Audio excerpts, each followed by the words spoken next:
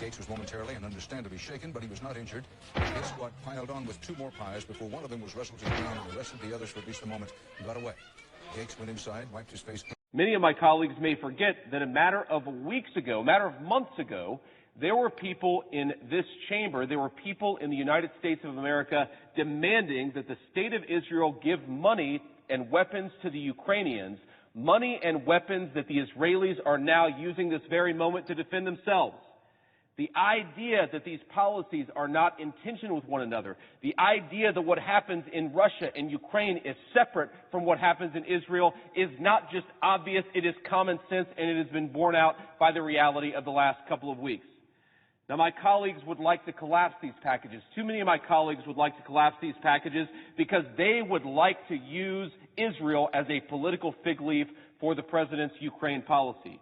But the president's Ukraine policy, just like the Israeli policy, should be debated. We should talk about it. We should discuss it. We should separate the costs and benefits and analyze them as distinct policies, because that is what the American people deserve of their legislature.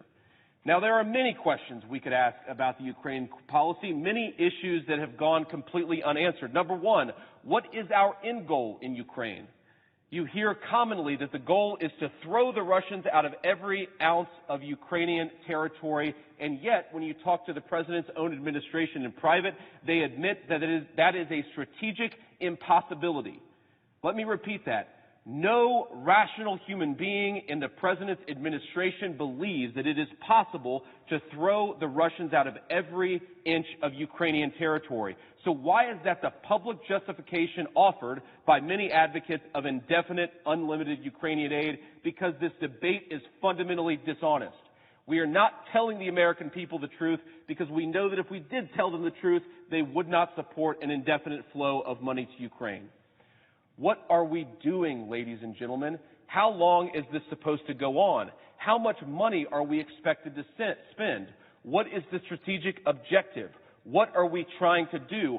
Are we monitoring the fact that we have spent nearly $200 billion if the supplemental passes, $200 billion to one of the most corrupt countries in the world? Do we have proper assurances that all that money is being spent on the things that we tell ourselves that it's being spent on? The answer, of course, is no, because we have not had a real debate in this chamber. The American people, I think, should be ashamed of us for that fact. Let me offer just one final observation here. You have heard in this chamber, you've heard even today, that the Ukraine policy was born of a spirit of bipartisan agreement. That we had this moment where Democrats and Republicans recognized that it was very, very important to help the Ukrainians push back against the Russian attack. And of course, we support and praise our Ukrainian friends. They've done a lot more than many people gave them credit for.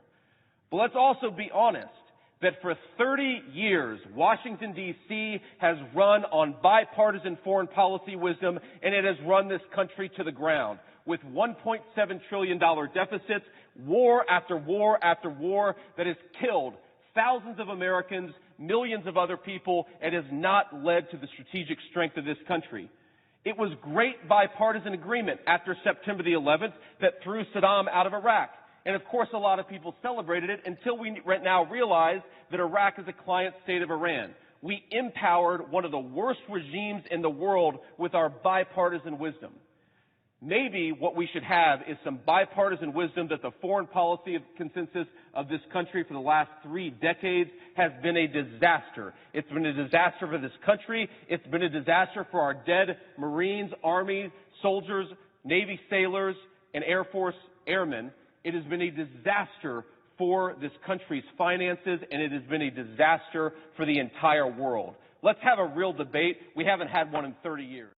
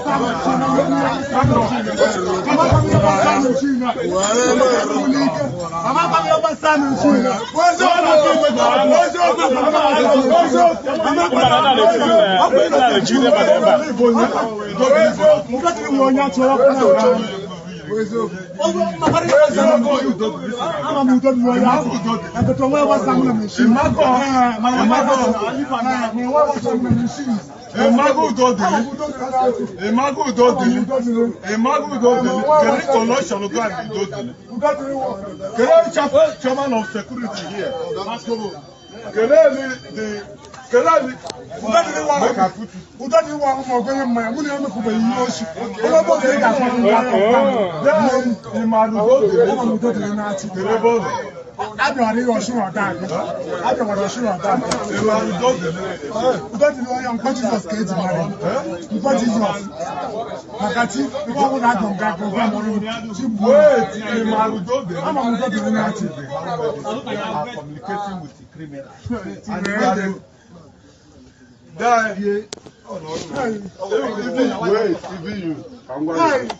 Even you medicine, you are a criminal.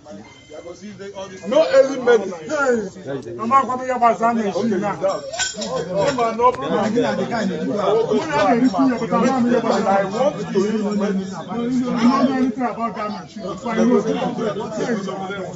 Are you mad? Don't want to drink together. I will see if you are going out.